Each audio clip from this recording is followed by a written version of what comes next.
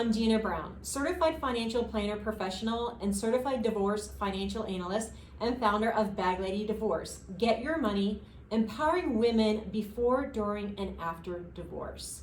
So here at Bag Lady, we want to educate you and help you, whether you are currently going through divorce or just became divorced, and make sure you know all the nuances that come with it. And so we're bringing in specialists, and today we have a special guest, Stacy Derr with Homeowners Organization. Stacy is a risk management specialist. Stacy, thank you so much for being on today. How are you? I'm doing great. Thank you so much, Deanna, for inviting me today. You guys might notice I look down at my notes, and it's just because I want to make sure I don't miss anything. That's how important this subject we're going to cover today is. Great. Well, why don't you first of all start with who you are and just tell us a little bit more about yourself. Okay, so I specialize in working with successful individuals or individuals who have assets and help them manage their risk on a comprehensive and cost-effective basis. And I thought today we could focus on property and casualty insurance. Property and casualty insurance. So, like, give us examples of what you mean by property and casualty, because that sounds kind of fancy. Okay, it's not that fancy, because we all have it. It's stuff that covers things like your home, your automobiles, your liability. Those are the things that I'm really going to focus on today, with a special emphasis on your home, because ladies, there are lots of things you have to understand about how your homeowner's insurance policy is going to be impacted during and after a divorce. So how does it get impacted? Let's just dive right in. So a couple of ways, I want to highlight 3 of the ways that come immediately to mind when I think about the ways that you're going to be impacted, that your homeowner's insurance is going to be impacted during a divorce. One is, what does the policy cover and who does it cover? Mm-hmm. How the coverage is going to respond in the event of a loss, and what you need to look into within the policy to make sure you understand all that's out there, because you may or may not. Changes can happen to the policy that you might not be aware of that are important for you to know. Yeah, and for a lot of us, our home is our biggest asset. So we want to make sure it's protected. I mean, it's the biggest thing a lot of times that's within our net worth. So why don't you tell us a little bit more, Stacy, about the specific issues to be mindful of and to look out for?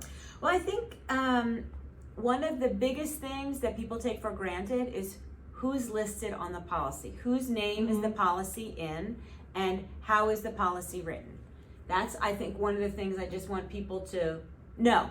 Do you know, for example, who your policy name is? The answer to that, I know the answer to that. The answer is yes, yes, you do. I do. Yes, yes, I do. You do. That's really important to know. That's the most important thing to know. So, Stacy, you just said that's one of the most important things is to know who your policy is under. So how would you find out? Great question. And, a lot of times I'm going to use lingo, and I apologize for that. That's going to be on what's called the declarations page. Okay. All that the declarations page is the insurance company is declaring who is the insured and what is the location, what are the coverages. So it will be on the declarations pages. That is usually found in the first few pages of the policy. Okay. Yes. All right. And what if you don't have a copy of your policy? How do you get that? So I would also encourage each of you to make sure that you have at least contact information for your insurance agent. The reason this is important is you need to be able to reach out to them in the event of a loss or a claim, but also to understand if there have been changes to the policy that you've not been made aware of. So I would reach out to your agent and ask for a copy of the policy. You'll know right away whether or not you're listed on that policy. And ladies, I'm just going to reiterate, it is critical that your name is on the insurance policy. Absolutely critical. If it is not, changes to the policy can be made without your knowledge, and claims checks that are issued as a result of a covered loss will not include you. You will not participate in the loss. Thirdly, you will not know if there are mortgages out on your house that you're not aware of. Oh, that I know someone that actually happened to.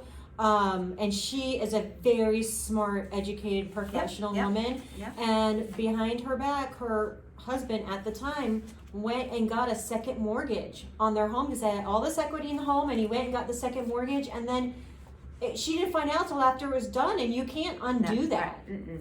No, and let me just, if I can just digress from what I intended to say here, and just say, here's why that happens. By law, the insurance company has to let everyone who is quote unquote an insured, an additional insured, or a named insured on the policy, has to let them know when changes have been made. If you're not that, you're not going to know when changes are made. A home equity line of credit or a second mortgage has to be listed on the asset against which it's being borrowed. In this instance, it would be the home. So if there was a lot of equity in the home and the spouse wanted to leverage that equity, it's a wise thing to do, can be a wise thing to do, but it needs to be done with the consent of both parties that are responsible for that asset. And in this instance, your friend was duped and had no idea. Right. Ladies, that information is going to be listed in the lien section or the mortgagee section of the policy. Got it. Okay, so Stacey, this is very overwhelming, and for a lot of us, our husbands would take care of this. So, any words of wisdom on that? Well, yes, I do. I have several. First of all, I want to reemphasize that the bag lady syndrome is so real. It's such a real thing. Even people like Katie Couric have nightmares about it. So, first of all, you're not alone. Second of all, I wanted to just highlight that husbands can, by default, fall into the role of the financial manager. But just because they're the financial manager doesn't mean that you can't know what's going on. It's possible to still delegate a responsibility and understand that it happens. You might do the grocery shopping, but he knows what comes home. Sure. So, that's something that you really have to be aware of. And I want to make sure that you guys understand when it comes to homeowners insurance, who is the insured, it's always better to err on the side of caution. Ladies, the moral here is find out, and if you're not listed, get listed. Get listed. There you go. How about any red flags? So once you're listed and you get to look over the policy, what kind of red flags should the ladies be looking out for? Again, who is the named insured? Okay. Look at who are the mortgagees and the lien holders. Okay. Because you want to know, did I know about that? Is that new? Is that new information? And then that enables you to go to the lender, because the lender and the lender's contact information are going to be listed there because the insurance company wants to know that information. So it's going to be listed there, and you can go to the mortgage company then and find that information out. Okay, what about if there's a loss or a claim, and why does this matter? Okay, so here's a great example, and this is a real life example. I had a couple who was going through a divorce, and I actually, through a strange set of circumstances, knew they were going through the divorce, and I can't reach out to them. They have to reach out to me. That's just the way it is ethically. Okay. And they experienced a loss on their home, and when the claim check. It was a covered loss, so they received a claim check from their insurer, and it was made out only to the husband and to the mortgagee. So the husband and the bank were able to share in the. Was it a big claim? It was a big claim. It was a big claim. Much? 3,000? Oh, more than that. Well, more than that. And tens of thousands. She had no access to that. She had that check. No access to that check. Okay. Yeah, it's just a really. It's a really unfortunate situation. And another way that it matters is if you're going to be moving out of your residence, but you still have, if you are listed and you still have an insurable interest in them in that, like you're on the mortgage, location, right? You need to make sure you remain on the insurance policy for the exact same reason. Keep in mind too, if you move into a secondary location like a condo or an apartment or something, you're going to want to get another kind of insurance policy called a renter's policy. Okay, That's awesome, because I want to talk about renter's policy for just 1 sec. So, this actually happened to someone I know. Okay. She and her husband got divorced. She moved into an apartment with all her stuff. And I am not making this up. It burnt down. Her apartment building burnt down. Thank God she wasn't there. But she lost all her stuff. Yeah. She didn't even have any clothes to wear. She had to go to friends' houses to like borrow clothes. She had nothing left, like no kitchen stuff. Yeah. All her photos, everything gone. And it was just like, it was so devastating, because a lot of times people rent and they don't think, I need renter's insurance. Yeah, you absolutely do. And of course there is, renter's insurance is going to cover two things. It's going to cover your belongings and it's going to cover your liability. Now, covering for your belongings can be super important. And by the way, renter's insurance is dirt cheap. Dirt cheap. Dirt cheap. Mm-hmm. So you want to get it. You definitely want to get it. It's going to be, I'm putting myself way out there, but I have never written one for a regular sort of apartment or condo that was more than $1,000 for renters. Okay, it's A year? Yes, $1,000 a year. It's dirt cheap. And you can pay it monthly? Depends on the carrier and Okay. So it's affordable. It's very affordable. Yep. It's going to cover your belongings and it's going to cover liability. And lady, belongings are going to depreciate in value. You can go to thrift store and get new clothes, that sort of thing. Liability, if you are found liable in an accident, lawsuit, or judgment, and you don't have liability coverage, that is huge. Yeah, Huge. and you want your renter's policy to provide that underlying liability. And that reminds me, a lot of people, like even I work with high net worth people, and a lot of them, I always ask them, do you have an umbrella policy? And they're like, they don't know what I'm talking about. Yeah. Like, can you just talk about for a minute what an umbrella policy is and why it's important? Oh my gosh, yes, absolutely. And we could devote an entire podcast. I know, just a little tiny, tiny. So a teaser is liability policies. Again, respond, and here's my little speech. In the event you are found liable in an accident, lawsuit, or judgment, okay? The insurance company's responsibility to cover you includes your legal costs, meaning that even if a lawsuit is spurious, your umbrella and if you have underlying coverage within your homeowner policy, which I'll get to that in a minute, once that begins to respond, your legal fees are also covered. And that includes whether or not they reach a judgment or even if the lawsuit is spurious. And again, liability coverage is just the best leverage available, because while lawsuits are infrequent, they're enormous. They are enormous. And I'm just gonna tell you something that just happened to a friend of mine. When I say just, this has been about 18 months ago. Her daughter goes to Episcopal, and that's a private school. That's a private school. Anyway, it's a weird intersection situation, and when the light turns, a lot of kids, want to sneak in. So anyway, she was sneaking in a yellow light, and the person behind her was sneaking in a little faster, hit her, and her car hit the person in front of her. Okay, so my friend's daughter and the car behind, worked it out amicably and didn't want to submit an insurance claim, so they did it with cash. Well, not so much with the car in front. The father is an attorney. And all of a sudden, they've got a huge liability claim. Now, did this driver have significant injuries? No. Were they sued as if they did? Yes. Oh. So it's this, no. you want those legal fees paid. Yeah, absolutely. Stacey, does it matter who your insurance carrier is, and are some better than others?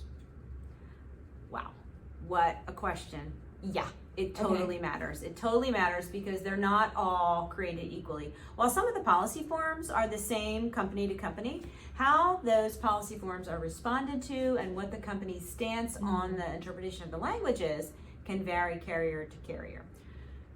There's even something deeper within that, and that has to do with the financial stability of the carrier. I write exclusively with AM Best, A or better rated carriers. That means that really, if you think about it at a very high level, an insurance contract is really me saying, I'm going to take all my risk and transfer it to somebody who's got more money than I do, but you better make sure they do, because they don't all have more money than you.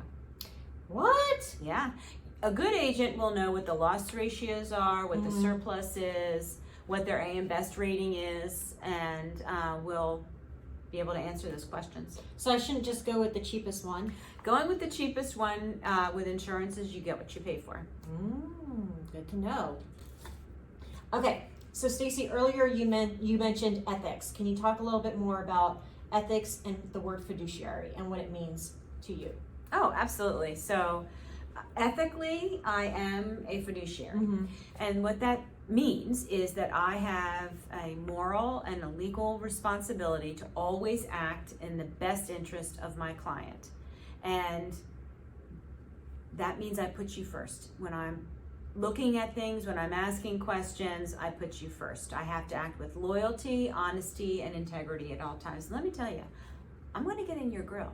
I'm going to ask you some hairy questions. I'm going to want to know about that DUI. I'm going to want to know about why you filed that huge loss and they didn't find it. I'm going to want to ask all of those questions. And guess what? When I present that to the insurance company, they trust me. They know that I'm going to bring truth and honesty to them as well. And I think that you want to always make sure that your agent acts in the best interest of the client. Sometimes that's going to mean that I say to you, I'm not the right person for this. Let me find you someone who is. Okay. So talk to us about action steps. So if somebody's currently going through divorce, they have insurances commingled with their current spouse, they're going to be, divorced out on their own, independent. Like, what does somebody need to do to untangle all of that and to take control? And why should they go to someone like you versus going to the carrier directly, or just kind of like picking someone? Like, why would it be best for them to contact someone like you, Stacey? So a couple things in there. One is there's a few different kinds of insurance, a few different kinds of ways you can purchase insurance. One is directly through a captive agent. And that means that they represent a single carrier. Okay. That would be like a State Farm or an Allstate. Yep. Good example. Progressive. Although Progressive is more of a hybrid.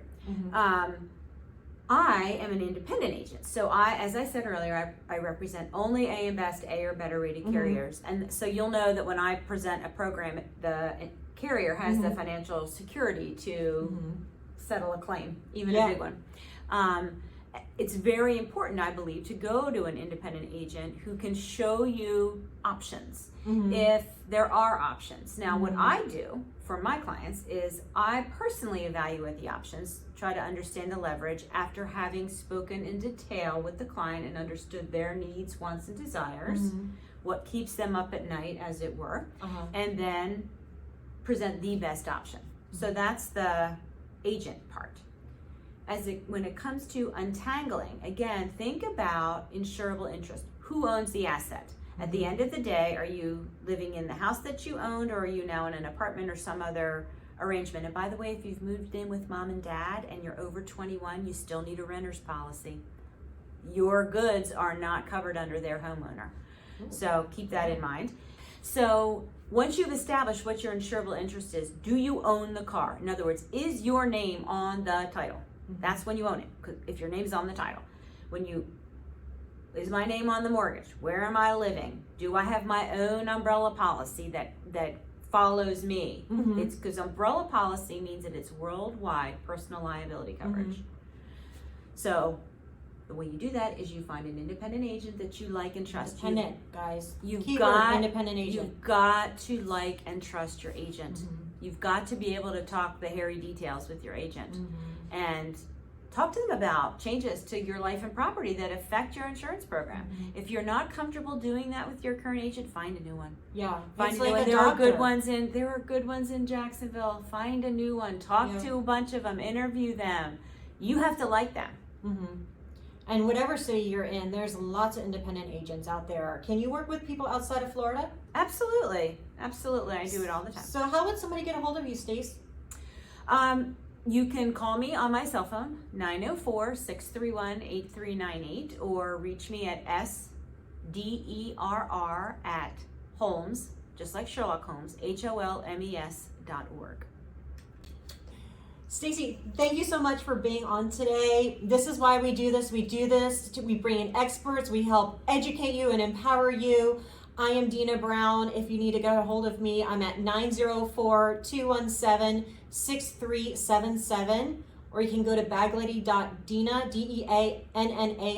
DEANNA-brown.com. This is Bag Lady Divorce. Thank you so much for watching.